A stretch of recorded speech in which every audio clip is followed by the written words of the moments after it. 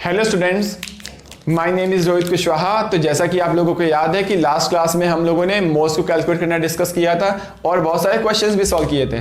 तो आज की क्लास में हम लोग डिस्कस करेंगे कि वेपर डेंसिटी क्या होती है, आप इसको कैसे कैसे कैलकुलेट कर सकते हो और इसमें कैसे कैसे टाइप के क्वेश्चंस पूछे जाते हैं। क्लियर है? तो वेपर डेंसिटी एक रिलेटिव डेंसिटी होती है। मतलब वेपर डेंसिटी क्या होता है? डेंसिटी का रेशियो होता है, ठीक है, और वो भी सेम टेम्परेचर एंड प्रेशर में। अब ये रिलेटिव डेंसिटी है तो किसके रिस्पेक्ट में आपको कैलकुलेट करना पड़ेगा? तो वेपर डेंसिटी को आप किसी के भी रिस्पेक्ट में कैलकुलेट कर सकते हैं, बट जनरली वेपर डेंसिटी को हाइड्रोजन के रिस्पेक्ट में ही कैलकुलेट किया जाता है, बट आप किसी के भी रिस्पेक्ट में कैलकुलेट कर सकते हो। तो जैसे मैं आपको समझाऊं अच्छे से, एक बार तो देखो ध्यान से। तो वेपर डेंसिटी किसी भी सब्सटेंस की जो होती है वो डेंसिटी का रेशियो होगा, मतलब उस सब्सटेंस की डेंसिटी डिवाइड बाई, आप किसी के भी रिस्पेक्ट में निकाल सकते हैं, बट जनरली किसके रिस्पेक्ट में निकालते हैं? हाइड्रोजन के रिस्पेक्ट में। और ये किस में होना चाहिए? सेम टेम्परेचर और प्रेशर में होना चाहिए। क्लियर है? यानी जिस सब्सटेंस की, किसी भी सब्सटेंस की अगर वेपर डेंसिटी निकालनी है तो उस सब्सटेंस की डेंसिटी जिस टेम्परेचर और प्रेशर पर होगी, हाइड्रोजन की डेंसिटी भी आपको उसी टेम्परेचर प्रेशर में लेना पड़ेगा और दोनों को डिवाइड कर दो, तो जो रेशियो आएगा उसको नंबर को हम लोग क्या बोलते हैं? वेपर डेंसिटी बोलते हैं। तो बच्चों देखो यहां पर, जैसा कि आप लोगों को याद होगा कि PV equal to nRT ideal gas equation पढ़ा है हम लोगों ने। क्लियर है? P मतलब हो गया प्रेशर, V मतलब हो गया वॉल्यूम, N मीन्स होता है नंबर ऑफ मोल्स। तो मैं लिख सकता हूं नंबर ऑफ मोल्स क्या होगा? मास divide by molar mass into R हो गया इंटू T हो गया। क्लियर है? मैंने क्या किया, ये प्रेशर लिखा हुआ है, मैंने क्या किया यहां पर मोलर मास को यहां शिफ्ट कर दिया और R और T को यहां शिफ्ट कर दिया। तो उस साइड में क्या बचा? देखो यहां पर उस साइड में बचा मास डिवाइड बाई वॉल्यूम बचा। क्लियर है? और यहां पे देखो क्या लिखा हुआ है, ये P लिखा हुआ है और ये M मतलब समझ जाना, M मतलब मोलर मास है, डिवाइड बाई RT, और मास अपॉन वॉल्यूम क्या होता है? ये डेंसिटी होता है। तो देखो बच्चों यहां पर डेंसिटी इक्वल टू क्या आ गया? PM बाई RT आ गया। क्या आ रही बात समझ में आप लोगों को? तो मैं density equal to PM by RT लिख सकता हूं। जैसे यहां पे डेंसिटी लिखी हुई तो यहां पे भी मैं PM बाई RT लिख सकता हूं। तो मैं इस पार्ट को रफ करता हूं, तो आपने नोट कर ही लिया होगा इसको।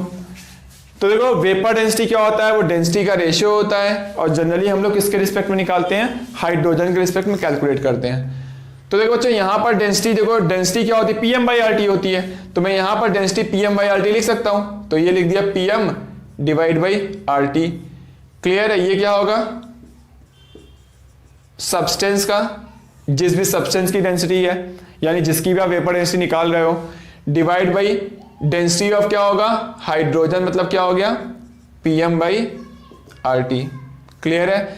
और यहां पर जब हम लोग वेपर डेंसिटी निकाल रहे हो, किसकी निकाल रहे हैं? गैस की निकाल रहे हैं। इसलिए हम लोग किसके रिस्पेक्ट में निकाल रहे हैं? हाइड्रोजन गैस के रिस्पेक्ट में निकाल रहे हैं। आ रही बात समझ में आप लोगों को?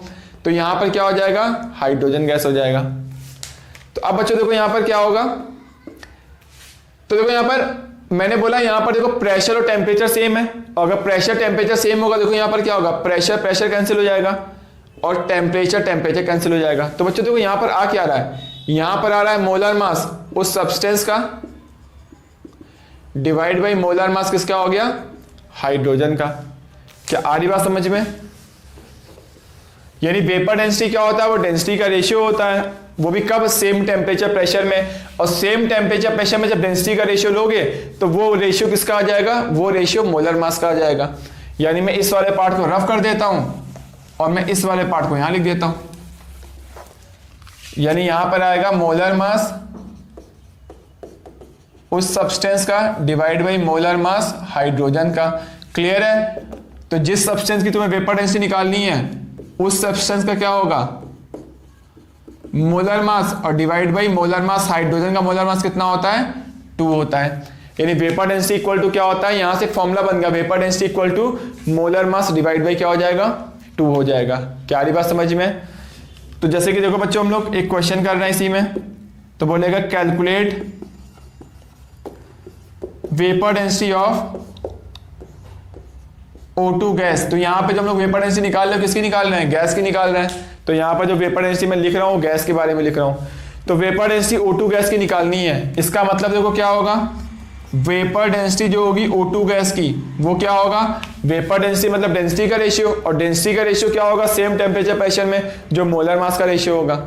और कुछ नहीं दिया हुआ है इसका मतलब क्या होगा कि हम लोग हाइड्रोजन के रिस्पेक्ट में निकाल रहे हैं, तो यहाँ पे जो मोलर मास होगा किसका होगा, हाइड्रोजन का होगा। यानी vapour density oxygen equal to क्या हो गया, मोलर मास ऑक्सीजन का divide by molar mass hydrogen का। यानी मोलर मास ऑक्सीजन कितना होता है 32 डिवाइड बाई 2, वैल्यू कितनी आ रही है 16। क्लियर है। और पहली बात देखो यहाँ पर वेपर डेंसिटी की कोई भी यूनिट नहीं होती है, मतलब ये 32 ग्राम हो गया, ये ग्राम हो गया, तो वैल्यू कितनी आएगी, ध्यान से देखो 16 आएगी। तो वेपर डेंसिटी क्या होता है, जस्ट एक नंबर होता है, इसकी कोई भी यूनिट नहीं होती। मैं लिख दे रहा हूं वेपर डेंसिटी की कोई भी यूनिट नहीं होती, बहुत इंपॉर्टेंट पॉइंट है ये। जस्ट एक क्या होता है, नंबर होता है, 16 12 20 25 ऐसे होगा, तो इसकी कोई भी यूनिट नहीं होती है। क्लियर है। तो बच्चों नोट करो इसको। तो और भी देखो मैं सब्सटेंस की वेपर डेंसिटी निकाल सकता हूं, आपसे पूछ लेगा कि वेपर डेंसिटी, चलो निकालो किसकी, वेपर डेंसिटी कैलकुलेट करो SO3 गैस की। तो वेपर डेंसिटी बताओ SO3 गैस की क्या होगी, सेम ऐसे ही कैलकुलेट करोगे। तो वेपर डेंसिटी जो होगी SO3 गैस की वो क्या होगा, SO3 का मोलर मास डिवाइड बाई 2 हो जाएगा, क्योंकि कुछ नहीं दिया तो हमेशा हम लोग हाइड्रोजन के रिस्पेक्ट में निकालेंगे। यानी क्या हो जाएगा 80 डिवाइड बाई 2, यानी वैल्यू कितनी आ जाएगी 40 आ जाएगी। क्या आ रही बात समझ में आप लोगों को। तो आप लोग इसको पहले नोट कर लो, फिर मैं इसको रफ करके और भी बताता हूँ क्वेश्चंस, ठीक है।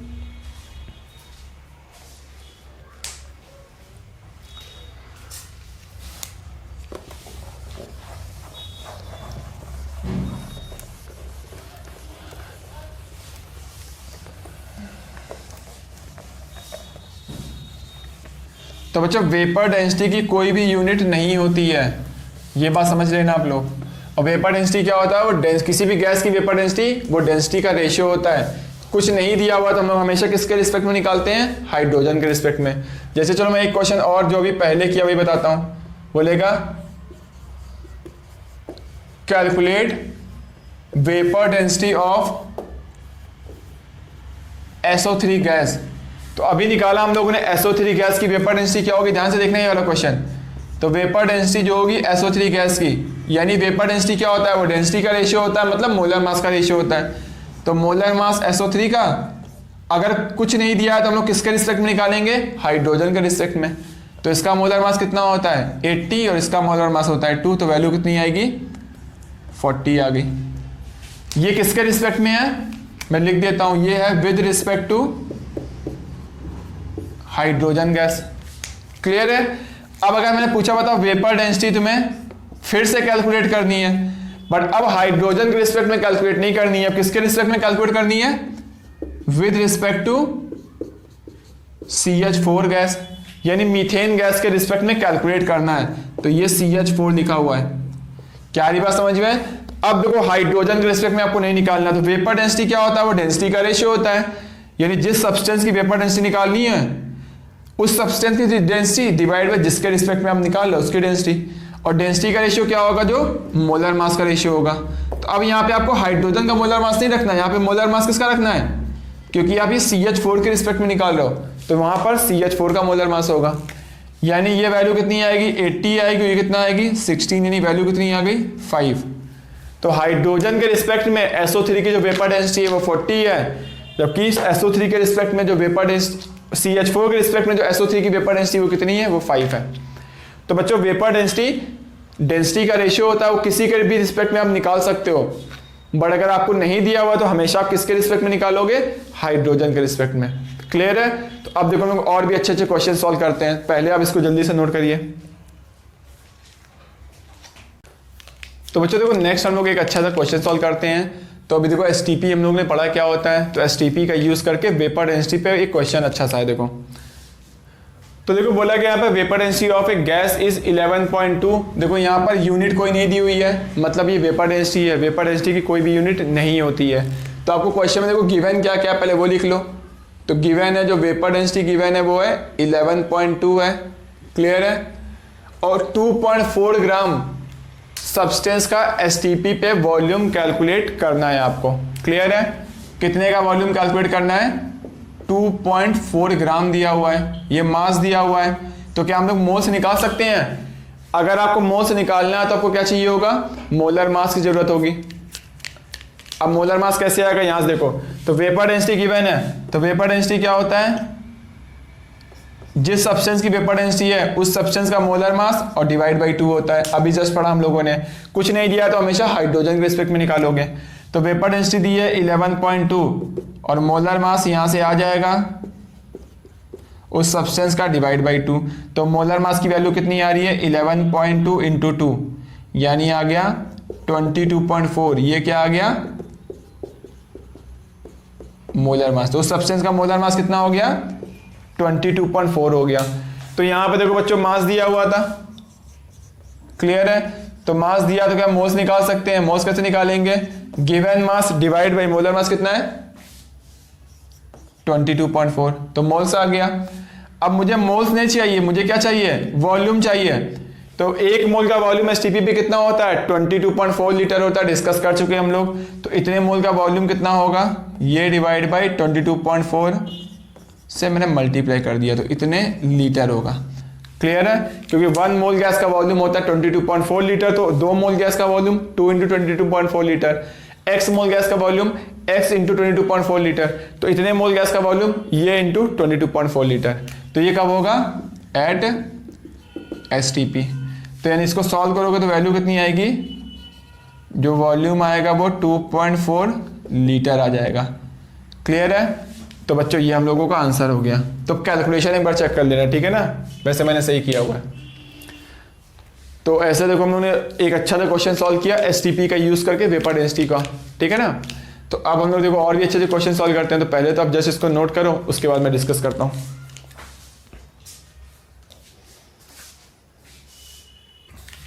तो बच्चों देखो एक और अच्छा सा क्वेश्चन लेकर आया हूं मैं, इसको सॉल्व करते हैं। तो देखो यहाँ पर दिया हुआ एट एनटीपी। एनटीपी मीन्स क्या होगा? नॉर्मल टेम्परेचर प्रेशर होता है, ठीक है? आपको पता है नॉर्मल टेम्परेचर प्रेशर क्या होता है। तो एनटीपी आपको गिवन है, पहले चीजें वो लिख लो जो आपको गिवन हो। तो गिवन क्या क्या है आपको? एनटीपी मतलब टेम्परेचर पता है, टेम्परेचर कितना दिया हुआ है? 0 डिग्री सेल्सियस मतलब 273 केल्विन हो गया। क्लियर है? और प्रेशर कितना होता है? एनटीपी पे प्रेशर होता है 1 atm। तो नॉर्मल टेम्परेचर प्रेशर मतलब टेम्परेचर और प्रेशर पता है आपको। Density of A gas given है और डेंसिटी देखो ग्राम पर ml यूनिट दी है। तो देखो वेपर डेंसिटी की कभी भी यूनिट नहीं होती है, मतलब ये जो डेंसिटी दी है ये वेपर डेंसिटी नहीं है, समझो बात को। तो यहां पे जो डेंसिटी दी है वो वेपर डेंसिटी नहीं है। तो यहां पर देखो डेंसिटी आपको गिवन है, कितनी गिवन है? 0.00445 ग्राम पर ml। क्लियर है? तो इतनी इंफॉर्मेशन आपको गिवन है। आपको वेपर डेंसिटी निकालनी है और मोलर मास निकालना है, ठीक है? तो यहां पर देखो जैसा कि बच्चों आप लोगों को याद होगा कि हम लोगों ने ऐसा पढ़ा था कि पीवी इक्वल टू क्या होता है? एनआरटी होता है। पी मीन्स हो गया प्रेशर, वी मीन्स हो गया वॉल्यूम, एन मतलब मोल हो गया, उसको आप लिख सकते हो mass by molar mass into क्या हो जाएगा? आरटी हो जाएगा। ऐसा पढ़ा था हम लोगों ने। अब इसको चलो और सॉल्व करोगे तो लिखोगे pressure into molar mass divide by RT equal to लिख सकता हूं मैं मास डिवाइड बाई क्या लिख सकता हूं? वॉल्यूम लिख सकता हूं। यानी यहां पर क्या हो गया? पीएम बाई आरटी आ गया। एम मतलब मोलर मास है यहां पर, ये क्या आ गया? मास डिवाइड बाई वॉल्यूम आ गया। क्लियर है? अब बच्चों देखो यहाँ पर जो मास है वो किस में होता है? मास ग्राम में होता है, और यहाँ जो वॉल्यूम होता है किस में होता है? वॉल्यूम लीटर में होता है। यानी मैं लिख सकता हूँ कि जो पीएम बाई आरटी होता है ये इक्वल टू डेंसिटी होता है, मास वन वॉल्यूम डेंसिटी है, बट डेंसिटी किस में होनी चाहिए? ग्राम पर लीटर में होनी चाहिए। और यहाँ पर देखो क्वेश्चन में जो डेंसिटी दी है वो ग्राम पर एमएल में दी है, और मुझे चाहिए ग्राम पर लीटर में। तो ग्राम पर लीटर में चलो इसको कैलकुलेट कन्वर्ट करते हैं। तो 0.00445 लिखा हुआ है, ये तो ग्राम लिखा हुआ है, ठीक है? अब ml को तुम लिख सकते हो 10⁻³ लीटर लिख सकते हो। यानी 10⁻³ जब ऊपर जाएगा तो 10⁻+3 हो जाएगा, तो इसमें मल्टीप्लाई होगा तो वैल्यू आएगी 4.45 ग्राम पर लीटर आ जाएगा। तो यहाँ डेंसिटी जो आ गई है वो किस में आ गई है? ग्राम पर लीटर में आ गई है, और मुझे यहाँ पे वैल्यू चाहिए भी किस में थी? ग्राम पर लीटर में चाहिए थी। तो प्रेशर मुझे पता है 1 atm है, मुझे मोलर मास कैलकुलेट करना है, ठीक है? और यहाँ पर देखो आर की वैल्यू, जब प्रेशर आप एटीएम में लोगे और टेम्परेचर किस में लोगे, केल्विन में लोगे, तो आर की वैल्यू क्या लेनी है, 0.0821 लेनी है, या उसी को हम लोग 1/12 भी लिख सकते हैं। और डेंसिटी कितनी दी है, 4.45 ग्राम पर लीटर में मुझे चाहिए, ग्राम पर एमएल में नहीं। ठीक है, तो यहाँ से आप क्या करोगे, कैलकुलेशन है, आप सॉल्व कर लो। तो सॉल्व करोगे तो मोलर मास सॉल्व हो जाएगा। तो यहाँ आपको मोलर मास ही कैलकुलेट करना है। और सेकंड आपको कैलकुलेट करना है वेपर डेंसिटी। तो जैसा कि आप लोगों को याद है कि वेपर डेंसिटी क्या होता है, मोलर मास डिवाइड बाई 2 होता है। क्यों 2 होता है, क्योंकि हम लोग इसको हाइड्रोजन के रिस्पेक्ट में निकालते हैं। क्लियर है, तो यहाँ से वेपर डेंसिटी आ जाएगी, क्योंकि मोलर मास निकाल के यहाँ पे पुट कर दो। तो अगर आपको अभी भी कोई डाउट हो तो प्लीज़ कमेंट करके ज़रूर पूछिएगा। और कमेंट करके जब आप पूछा करिए तो आप क्या किया करिए, कमेंट में वहाँ पर टाइम भी लिख दिया करिए कि किस टाइम पे आपको डाउट आ रहा है। ठीक है, तो उससे मेरा टाइम भी बच जाएगा बताने में। तो आप जल्दी से उसको नोट करिए, फिर हम लोग और भी अच्छे अच्छे क्वेश्चन सॉल्व करते हैं। हम लोग धीरे धीरे अपना लेवल इंक्रीज करेंगे। क्लियर है, तो नोट करिए। तो बच्चों देखो, हम लोग नेक्स्ट क्वेश्चन पढ़ते हैं। तो नेक्स्ट क्वेश्चन बताने से पहले मुझे आपको कुछ बातों को बताना पड़ेगा, जैसे कि किसी भी रिएक्शन का मतलब क्या होता है। तो देखो बच्चों ध्यान से, यहाँ पर जैसे मान लो एक रिएक्शन लिखी हुई है N2 + 3H2 गिव्स 2NH3। तो बच्चों देखो, इस रिएक्शन का मतलब क्या होता है। इस रिएक्शन का मतलब ये होता है कि 1N2 का मॉलिक्यूल जब 3H2 के मॉलिक्यूल के साथ रिएक्शन करेगा तो NH3 के कितने मॉलिक्यूल बनेंगे, 2 मॉलिक्यूल बनेंगे। तो मैं लिख देता हूं, जब इसका 1 मॉलिक्यूल, क्योंकि ये N2 मॉलिक्यूल है, H2 भी क्या है, मॉलिक्यूल है, जब इसके 3 मॉलिक्यूल के साथ रिएक्शन करेगा तो कितने मॉलिक्यूल बनेंगे, NH3 के 2 मॉलिक्यूल्स बनेंगे। आ रही बात समझ में। अगर मैंने बोला बच्चों बताओ इसके Na मॉलिक्यूल्स हैं और इसके 3 Na मॉलिक्यूल्स हैं, तो इसके कितने मॉलिक्यूल्स बनेंगे, 2 Na मॉलिक्यूल्स बनेंगे। क्या आ रही बात समझ में आप लोगों को। अगर आप इसके 2 मॉलिक्यूल लोगे तो इसके 6 मॉलिक्यूल के साथ रिएक्शन होगी तो इसका 4 मॉलिक्यूल बनेगा। क्लियर है। अब Na मतलब क्या होता है, मोल होता है। यानी अगर मैं इसको लिख सकता हूं ये भी, जब इसका 1 मोल मॉलिक्यूल जब इसके 3 मोल मॉलिक्यूल के साथ रिएक्शन करेगा तो कितने मॉलिक्यूल बनेंगे, इसके 2 मोल मॉलिक्यूल बनेंगे। यानी इस रिएक्शन का मतलब देखो, नंबर ऑफ एटम्स और मॉलिक्यूल के टर्म में भी होता है और नंबर ऑफ मोल्स के टर्म में भी होता है। आ रही बात समझ में आप लोगों को। तो मतलब इस देखो, यानी इसका मतलब यहाँ पे कोफिशिएंट 1 है तो यहाँ पे देखो 1 आ रहा है, यहाँ पे कोफिशिएंट 3 है तो यहाँ 3 आ रहा है, और यहाँ कोफिशिएंट 2 है तो यहाँ पे कितना आ रहा है, 2 आ रहा है। यानी इसका 1 मोल जब इसके 3 मोल के साथ रिएक्शन करेगा तो इसके 2 मोल्स बनेंगे। मैं ऐसा बोल सकता हूँ। यहाँ तक बात समझ में आ रही है आप लोगों को। तो मैं इसको रब करता हूँ।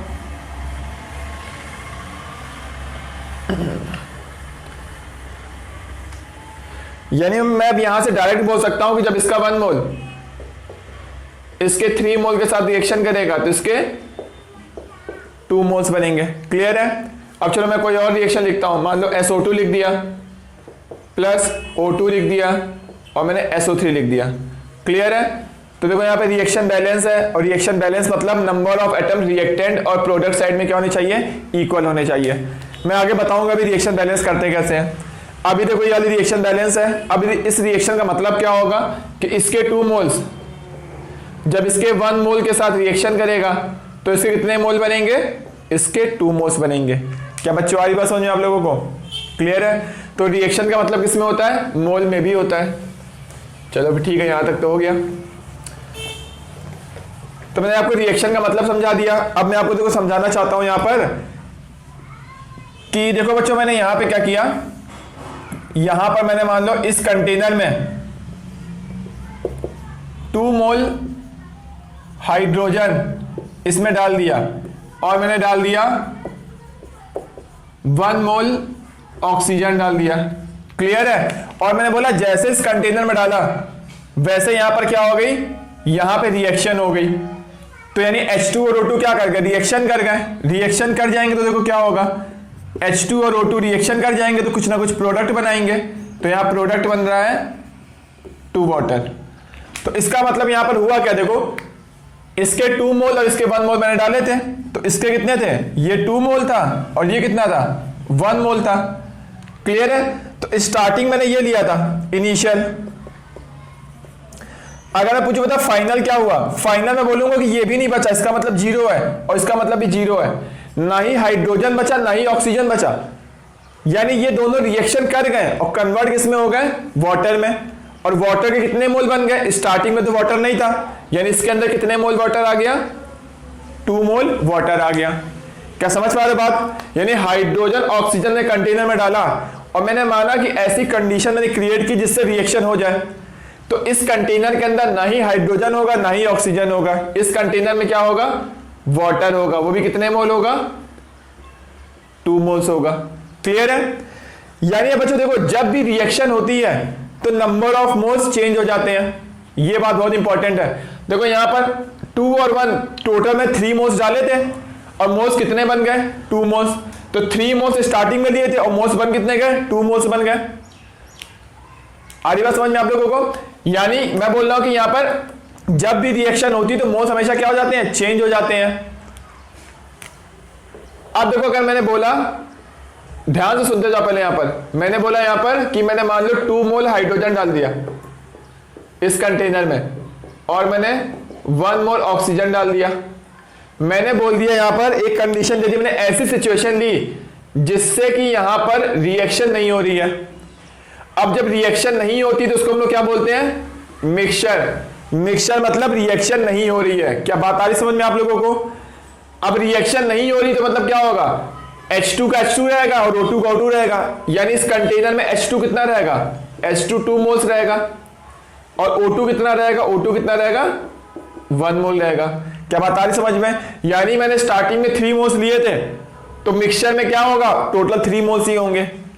यानी जब भी रिएक्शन नहीं होती है तो नंबर ऑफ मोल्स चेंज नहीं होते हैं, बट अगर एक बार रिएक्शन हो जाती है तो नंबर ऑफ मोल्स क्या हो जाते हैं, चेंज हो जाते हैं। क्या आ रही बात समझ में। तो ये बहुत ही इंपॉर्टेंट पॉइंट है। मिक्सचर जहां जहां मैं मिक्सचर टर्म लिखा होगा क्वेश्चंस में, वहां मैं क्या लिख सकता हूं कि टोटल मोल्स जो होंगे मिक्सचर के वो क्या होंगे, जितने भी आपने रिएक्टेंट ऐड किए सबके मोल्स को ऐड कर दो तो टोटल मोल्स मिक्सचर के आ जाएंगे। क्यों, क्योंकि उसमें रिएक्शंस नहीं होती है। क्लियर है। तो अब बात को यहां तक।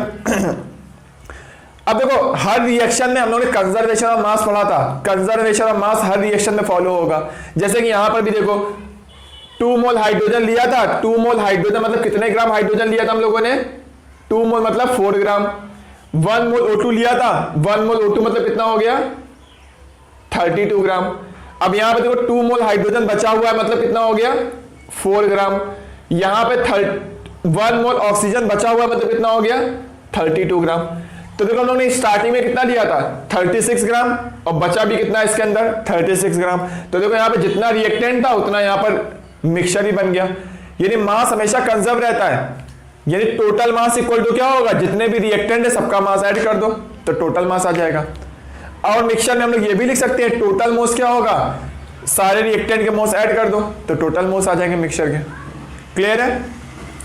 अब इधर आओ, देखो यहां पर, देखो यहां पर मोल्स चेंज हो गए बट मास अभी भी क्या है तुम्हारा, कांस्टेंट है। कैसे, यहां पर 2 मोल्स हाइड्रोजन लिखा हुआ है, इसका मतलब कितने ग्राम हाइड्रोजन है यहां पर, तो मैं लिख देता हूं यहां पर हाइड्रोजन है 4 ग्राम। क्लियर है। 1 मोल ऑक्सीजन मतलब कितना हो गया, 32 ग्राम, यानी 46 ग्राम मैंने रिएक्टेंट लिया था। अब यहां देखो फाइनल वाटर कितना बना है, 2 मोल वाटर बना है, वाटर 2 मोल है और 2 मोल वाटर का मास कितना होता है, 1 मोल वाटर होता है 18 ग्राम, तो 2 मोल कितना हो गया, 36 ग्राम। देखो अभी भी मास कंजर्व है, यानी रिएक्टेंट का मास भी 36 था और प्रोडक्ट का मास भी कितना है, 36 है। तो law of conservation of mass, जो एक लॉ पढ़ा हम लोगों ने, वो हमेशा फॉलो होगा। यदि किसी भी रिएक्शन में मास कभी भी चेंज नहीं होगा, mass of reactant equal to mass of product होगा। आ रही बात समझ में। बट हाँ ये जरूर है, कंजर्वेशन ऑफ मास तो फॉलो होगा बट मोल्स जो होंगे, अगर रिएक्शन होगी तो मोल्स चेंज हो जाएगा, अगर मिक्सचर होगा तो मोल्स चेंज नहीं होगा। तो अब जहां जहां मिक्सचर लिखा होगा मैं वहां देखो मैं बताता हूं आपको, वहां कभी भी मोल्स चेंज नहीं होंगे। क्लियर है। तो मैं ये वाले ट्रिक का यूज कर करके देखो मैं क्वेश्चन सॉल्व करने वाला हूं, ध्यान रखना। फिर मैं आपको बता रहा हूं, कंजर्वेशन ऑफ मास तो हमेशा लगेगा, यानी टोटल जो मास इक्वल टू जितने भी चीज में ऐड किए हैं उसका मास बराबर होगा। और दूसरी कंडीशन, अगर रिएक्शन होगी तो मोल चेंज हो जाएगा और मिक्सचर में मोल चेंज नहीं होगा। क्लियर है। तो जल्दी से आप इसको नोट करो। अब बहुत ही अच्छा सा क्वेश्चन करने जा रहे हैं हम लोग।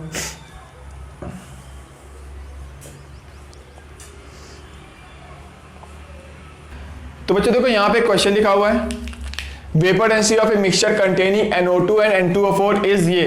तो देखो यहाँ पे वेपर डेंसिटी दी हुई है, क्योंकि यहाँ पे देखो कोई यूनिट नहीं दी है, यानी ये जो डेंसिटी है क्या है, वेपर डेंसिटी है। और वेपर डेंसिटी क्या होता है, डेंसिटी का रेशियो होता है।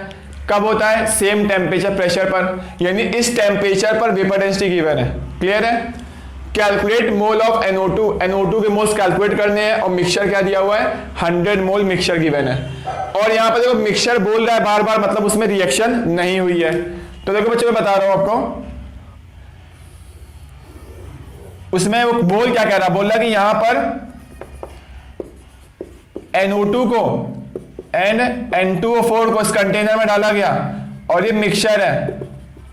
मिक्सचर है मतलब यहां पर क्या होगा, रिएक्शन नहीं हो रही है, यानी इसमें NO2 और N2O4 ही है। क्लियर है। तो मिक्सचर ये बोल दिया इसने। अब बोला इसकी वेपर डेंसिटी गिवन है। तो देखो बच्चों यहां पर मैं दो चीजें बोल सकता हूं। अगर मैं मिक्सचर बोल रहा हूं तो मिक्सचर में कभी भी मोल्स चेंज नहीं होते हैं, यानी मैं यहां पे लिख सकता हूं कि जो टोटल मोल्स होंगे मिक्सचर के वो इक्वल टू क्या होगा, NO2 के मोल्स प्लस N2O4 के मोल्स। क्लियर है। चलो ठीक है। और कंजर्वेशन ऑफ मास पढ़ा है हम लोगों ने, मास हमेशा कंजर्व रहता है, यानी मैं ये भी बोल सकता हूं कि जो वेट होगा मिक्सचर का वो इक्वल टू क्या होगा, वेट ऑफ NO2, यानी टोटल वेट के बराबर होगा, क्योंकि मिक्सचर किससे बना है, NO2 और N2O4 से बना है।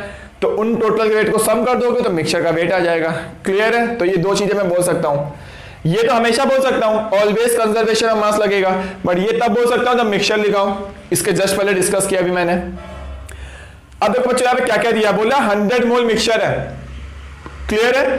तो बच्चों देखो मैं मान लेता हूं, मान कर लेता हूं, ये बोल रहा कि ये वाली वैल्यू 100 है। क्लियर है। तो मैं मान लेता हूं कि जो NO2 के मोल्स हैं उसको मैंने x मोल मान लिया। टोटल मोल 100 है, तो NO2 के अगर x मोल होंगे तो N2O4 के कितने मोल्स होंगे, 100 माइनस x मोल। क्या आपको बात समझ में आ रही है मेरी? ठीक है।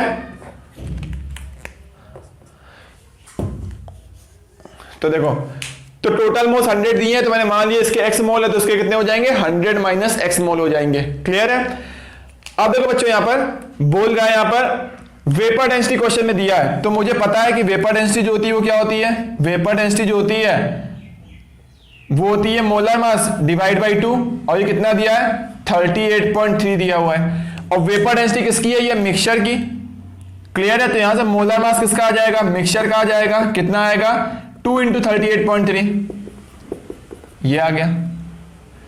तो मिक्सचर की वेपर डेंसिटी पता थी तो मैं मिक्सचर का ही मोलर मास निकाल सकता हूं, तो मिक्सचर का मोलर मास आ गया। अब देखो बच्चों यहां पर मिक्सचर का वेट कितना, मिक्सचर का मुझे वेट रखना है। वेट कैसे आएगा, मास कैसे आता है, जब मोल्स पता हो और मोलर मास पता हो तो मास आ जाएगा, मल्टीप्लाई कर दो। तो मोल्स कितने हैं मिक्सचर के, देखो यहां पहले तो मिक्सचर के जो मोल्स है कितने हैं, 100 मोल मिक्सचर है, तो मुझे मिक्सचर के मोल पता है कितने हैं, 100 है। मिक्सचर के मोल पता है, मिक्सचर का मोलर मास पता है मुझे, दिख रहा है आपको कितना है, 2 × 38.3। ये कैसे आया, ये यहां से आया वेपर डेंसिटी से, इक्वल टू वेट NO2 का रखना है। NO2 का देखो मुझे क्या पता है, मोल्स पता है, और NO2 का मोलर मास पता है। तो क्या मैं NO2 का मास निकाल सकता हूं, निकाल सकता हूं। तो मैंने NO2 का मास निकाल लिया। क्लियर है। प्लस अब देखो N2O4 के देखो मुझे क्या पता है, मोल्स पता है, इनटू मोलर मास कितना होता है इसका, 92 होता है। क्लियर है। तो यहां से मुझे क्या आ गया, NO2 का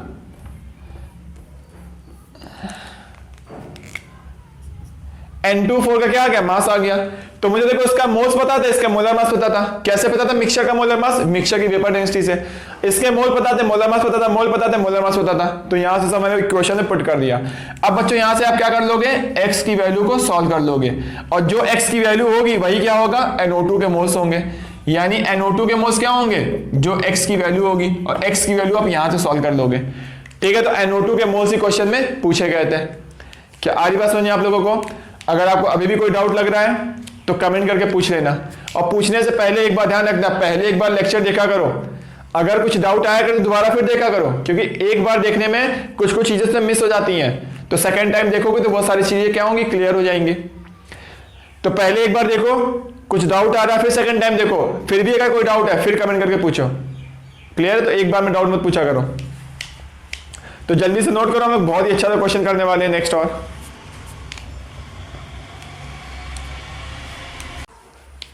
तो बच्चों देखो एक क्वेश्चन लिखा हुआ है यहाँ पर, vapour density of a mixture, mixture बोल रहा है, मतलब इन दोनों के बीच में रिएक्शन नहीं हो रही है, और रिएक्शन नहीं होगी तो दो चीजें मैं बोल सकता हूँ कि टोटल मोल्स मिक्सचर के जो होंगे वो इन दोनों के मोल्स का सम होगा, और प्लस टोटल मास जो मिक्सचर का होगा वो इन दोनों के सम के बराबर होगा, क्योंकि कंजर्वेशन ऑफ मास हमेशा फॉलो होगा। क्लियर है? तो वेपर डेंसिटी मिक्सचर की गिवन है 38.3, देखो इसकी यूनिट नहीं दी है, मतलब ये डेंसिटी कौन सी है? वेपर डेंसिटी है, और उसने बोल भी दिया है। और वेपर डेंसिटी क्या होती है? डेंसिटी का रेशियो होता है एक स्पेसिफिक टेम्परेचर, सेम टेम्परेचर और प्रेशर पर। तो टेम्परेचर दे दिया कि जो ये वैल्यू दी है वो इस टेम्परेचर पर दी हुई है। क्लियर है?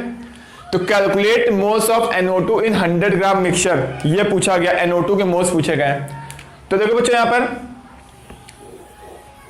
ये बोल क्या कह रहा है कि ये मिक्सचर है, ठीक है? मिक्सचर में क्या क्या डाला गया है? मिक्सचर के अंदर डाला गया है NO2 ऐड किया गया है एंड N2O4 डाला गया है।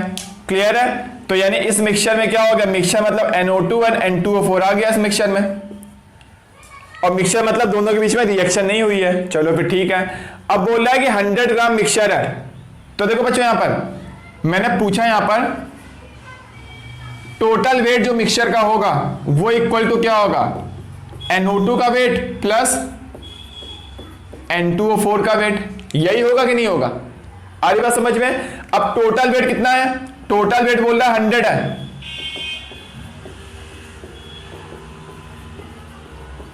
ध्यान से देखो, बोला टोटल वेट कितना है? 100 ग्राम है।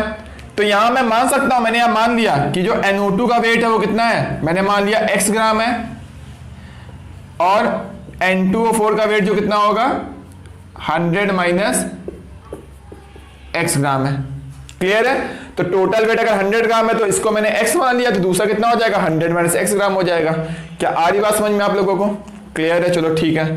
अब बच्चों बताओ, मिक्सचर में बोल रहा हूं तो मिक्सचर में क्या होगा? मोल्स कभी भी चेंज नहीं होते हैं, अभी डिस्कस किया, यानी जो टोटल मोल्स है मिक्सचर के वो इक्वल टू क्या होगा? NO2 के मोल्स प्लस N2O4 के मोल्स, दोनों के मोल्स को सम कर दोगे तो टोटल मोल्स मिक्सचर के मोल्स आ जाएंगे। क्लियर है? चलो फिर ठीक है। अब देखो बच्चों यहाँ पे NO2 के मोल्स कैसे आएंगे? NO2 का देखो मुझे मास पता है, तो क्या मैं मोल्स निकाल सकता हूं? हाँ निकाल सकता हूं। कैसे? Given mass divide by molar मास। अब देखो N2O4 का मुझे मास पता है, क्या मैं मोल्स निकाल सकता हूं? हाँ निकाल सकता हूं। कैसे? Given mass divide by molar mass. Clear है? अब देखो बच्चों यहां पर मुझे टोटल मास पता है, टोटल मास। अगर टोटल मास मुझे पता है तो क्या होगा? मैं यहां से मोल्स निकाल सकता हूं। देखो टोटल मास कितना है? 100 ग्राम मिक्सचर है, ये देखो दिया हुआ है। तो मैंने क्या किया यहां पर? टोटल मास पता है। अब मोल्स क्या होगा? मास तो पता है, अब मोलर मास मुझे चाहिए। टोटल मोलर मास मतलब मिक्सचर का मोलर मास। ये टोटल मतलब किसके मोल्स है? मिक्सचर के मोल्स हैं। तो मिक्सचर के मोल्स कैसे आएंगे? जब मिक्सचर का मास बताओ और मिक्सचर का मोलर मास बताओ। तो मिक्सचर का मोलर मास देखो कैसे आएगा? वेपर डेंसिटी या पता है तुम्हें? वेपर डेंसिटी किसकी पता है? मिक्सचर की। कितनी है? 38.3। और वेपर डेंसिटी क्या होता है? मोलर मास मिक्सचर का डिवाइड बाई 2 इक्वल टू कितना है? 38.3। तो यहां से देखो मिक्सचर का मोलर मास आ गया, कितना आ गया? 2 इंटू 38.3। तो मिक्सचर के यहां मोल कैसे आएंगे? ये जो टोटल मोल है किसके मोल है? मिक्सचर के मोल है। क्लियर है? अब देखो मिक्सचर के मोल्स कैसे आएंगे? मिक्सचर का मास डिवाइड बाई मिक्सचर का मोलर मास। कैसे निकाला? 2 इंटू वेपर डेंसिटी से कैलकुलेट किया, तो ये आ गया। तो बच्चों देखो यहां से क्या आ जाएगा? यहां से x की वैल्यू आ जाएगी। क्लियर है? और x की वैल्यू आ गई मतलब NO2 का मास आ गया। अब आपको क्या निकालना है यहां पर? नंबर ऑफ मोल्स NO2 के निकालने हैं। तो NO2 का मास आ गया, तो NO2 के मोल्स कैसे आएंगे? चलो वो भी देख लेते हैं। तो यहां से बच्चों मेरा आ गया वेट ऑफ NO2 आ गया, जो कि x की वैल्यू थी वो मैंने कैलकुलेट कर ली। तो यहां बच्चों देखो NO2 का मास पता है, यानी x की वैल्यू आ गई, तुमने सॉल्व कर लिया। तो मोल्स कैसे आएगा? Given mass by 46। तो ये वैल्यू सॉल्व कर लो तो तुम्हारा क्या आ जाएगा? आंसर। यानी यहां से x की वैल्यू को सॉल्व करना और 46 से डिवाइड कर दोगे, वो आपका आंसर होगा। क्लियर है? अगर आपको अभी भी ये क्वेश्चन समझ में नहीं आया तो प्लीज कमेंट करके पूछ लेना। क्लियर है? और पूछने से पहले अगर एक बार में क्वेश्चन समझ में ना आया करे तो दोबारा वीडियो देखा करो, अगर दोबारा भी नहीं आया करे तब मुझसे पूछा करो, ठीक है? क्योंकि पहली बार वीडियो देखने में कुछ कुछ चीजें मिस हो जाती हैं, तो सेकंड टाइम देखोगे तो तुम्हारा क्लियर हो जाएगा। तो अब जल्दी से क्वेश्चन नोट करो, मैं नेक्स्ट डिस्कस करता हूं।